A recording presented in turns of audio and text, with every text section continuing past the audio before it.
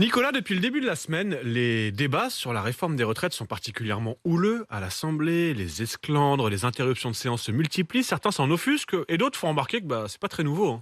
Oui, c'est ce qu'on appelle désormais donc la bordélisation de l'Assemblée. C'est le ministre de l'Intérieur, Gérald Darmanin, qui a inventé ce néologisme. C'est presque en permanence, donc depuis le début de la semaine, que l'on hurle à l'Assemblée, que l'on claque des pupitres, ou que par exemple le ministre du Travail, Olivier Dussopt, ne parvient pas à s'exprimer pendant de très très longues minutes. Adrien Quatennens, le député LFI condamné pour violence conjugale, qui faisait son retour, a lui aussi dû faire face à une bronca.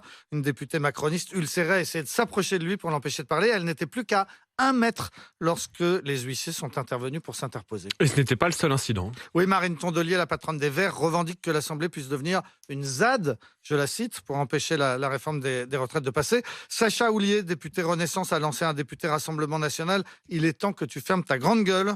Le journal Le Parisien raconte aussi l'histoire qui est un peu plus ancienne d'un député macroniste, Rémi Roberotte, qui est passé à la buvette devant plusieurs députés lepénistes et qui leur a lancé « Tiens, on se croirait à Nuremberg ». Depuis, chaque fois qu'il prend la parole à l'Assemblée, les députés du Rassemblement National crient « Pignon, pignon, pignon » du nom, naturellement, du personnage du dîner de con. Bon, et ces excès peuvent choquer, mais c'est loin d'être nouveau.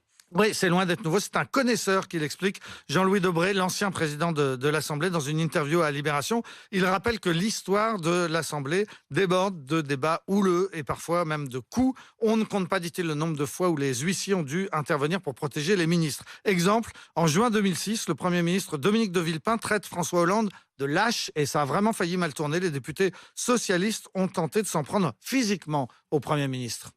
Et je dénonce, monsieur Hollande, la facilité, et je dirais même, en vous regardant, la lâcheté qu'il y a dans votre attitude. Asseyez-vous. Je le redis, Asseyez-vous. la lâcheté. Asseyez-vous. Monsieur Hollande, Monsieur Hérault, montrez l'exemple. Monsieur Drey, on se conduit bien dans l'hémicycle, monsieur Drey. Allez, on y va, doucement, gentiment. Voilà, la télévision vous a filmé, c'est bien.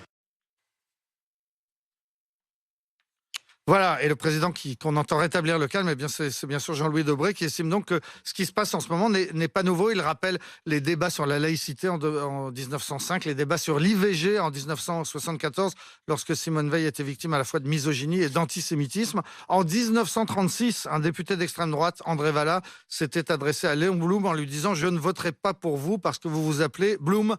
Je ne veux pas que notre vieux pays gallo-romain soit gouverné par un juif. » Vous imaginez la bronca. Mais l'incident le plus spectaculaire a sans doute eu lieu en mars 1950, lors d'un débat sur la Sécu. Un député communiste, Gérard Duprat, s'était vu refuser la parole. Il était monté à la tribune et s'était emparé du micro. Ça avait déclenché une bagarre. Le président de l'Assemblée avait ordonné son expulsion, mais il avait refusé. Et alors, après 3 sommations, le président, Édouard Herriot, avait fait intervenir le commandement militaire de l'Assemblée à 2h du matin pour que la garde républicaine évacue l'hémicycle. C'est sûrement le plus gros chahut de l'histoire parlementaire. On en est loin en fait, c'est des petits joueurs pour l'instant, les insoumis et les macronistes aujourd'hui qui chahutent à l'Assemblée autour de la réforme des retraites. Les explications de Nicolas Poincaré à retrouver quand vous voulez en podcast évidemment sur l'appli RMC.